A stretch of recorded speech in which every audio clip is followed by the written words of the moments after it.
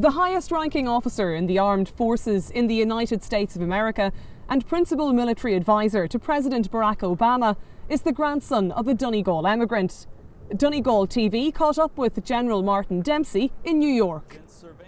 Few people in Ireland have heard of General Martin Dempsey, but he is a hugely significant figure in America. In fact, he's the chairman of the Joint Chiefs of Staff, the highest-ranking officer in the armed forces in the United States. For a man with humble beginnings, his career path has been extremely impressive, especially when you consider his present role. I'm the senior officer in the United States Armed Forces, and specifically I advise the Secretary of Defense, the National Security Advisor, and the President on all issues related to the use of military power around the world. And I also chair the Joint Chiefs, which is the heads of each service, so Army, Navy, Air Force, Marines, and actually the Coast Guard comes into those sessions as well. So I chair that body. And then I also have a relationship with the combatant commanders, Central Command, European Command, Africa Command, Pacific Command, and so forth, as we form a national security strategy. Last year, the former Chief of Staff was asked by President Barack Obama to take up his new position. I was honored to be asked. When asked, I was in the job as Chief of Staff of the Army, so I was the senior Army officer in the land, and then he asked if I would take the next step and become the chairman of all the armed forces. And I do point out to people that I'm Irish. I think I might be the first Irish chairman. I'm not sure of that, but I'll lay claim to it anyway. Having been educated in Catholic schools, he then went to the United States Military Academy at West Point, New York. Following West Point, General Dempsey married his high school sweetheart, Deanie. They have 3 children. General Dempsey embarked on a military career which has seen him stationed all over the world. The support of his family has been invaluable. I don't think you could get to this particular job without a supportive spouse. And I think you know as well that all 3 of my children served in the military. 2 of them went to West Point, as I did, and 1 went to Wake Forest University and then commissioned through the Reserve Officers Training course. 1 of them remains on service. He actually teaches history at West Point, and he's on his way to Afghanistan this summer. So it's a family endeavor, and because of that, it helps me stay in touch with what's happening well below me. And it also makes me extraordinarily proud that they would follow in their father's footsteps. He wasn't that keen on a career in the Army, but his Irish mother then interfered.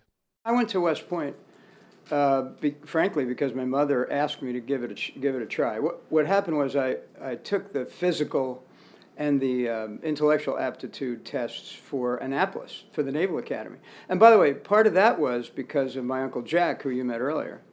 He had been in the Navy. He had kind of indoctrinated me, if you will, brainwashed even maybe, into thinking that the Navy was the superior service. So when it came time, I applied to a couple of Catholic universities around the country, applied to Annapolis, the Naval Academy. And as it turned out, to take the physical, I had to go over to West Point.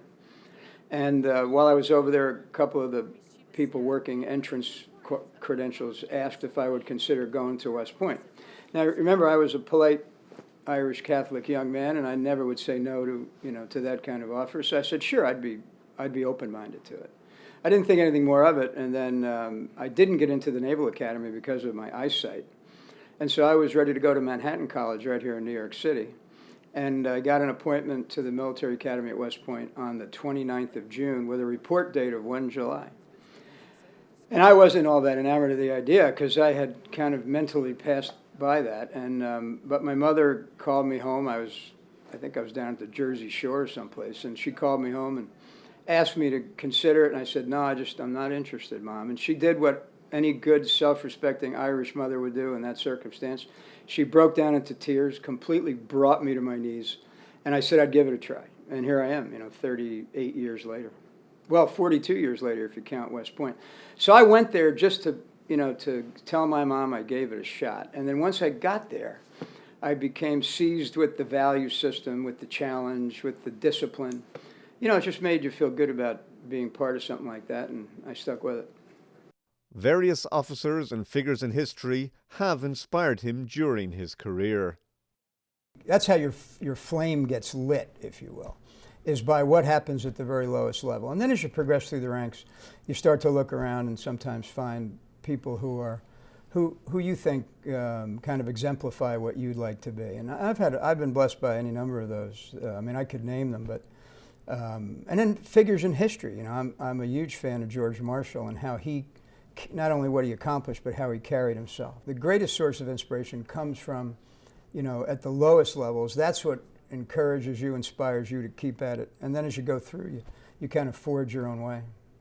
He's certainly proud of his roots, and his Irish heritage is very important to him.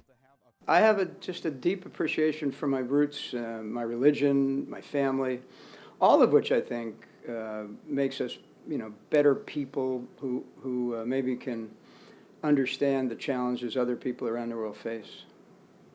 Ranafast, in the West Donegal Gaeltacht, is a far cry from the likes of the Pentagon and New York. His grandfather's homestead is nestled between the rolling hills and the Atlantic waves streaming onto the storm-lashed beaches. In 1926, John Ogdevenny left by train from Crawley for Derry and boarded the New York-bound Cameronia. His first cousin, Donegal Devenny, still lives in Ranafast. He would dearly love to see Ireland formally recognising General Dempsey.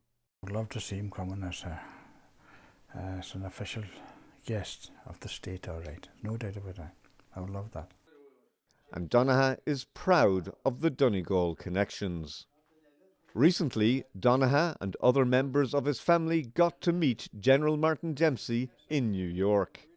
In a sense, this was a sort of meeting that typifies the whole thinking behind the gathering, bringing families together. Joining Donegal were his sons John and Joe Devenny, and Hugh Boner, who is married to Donegal's daughter. So has General Dempsey any plans to come to Donegal? The answer is yes. It will probably happen with very short notice. My obligations in this job are rather overwhelming.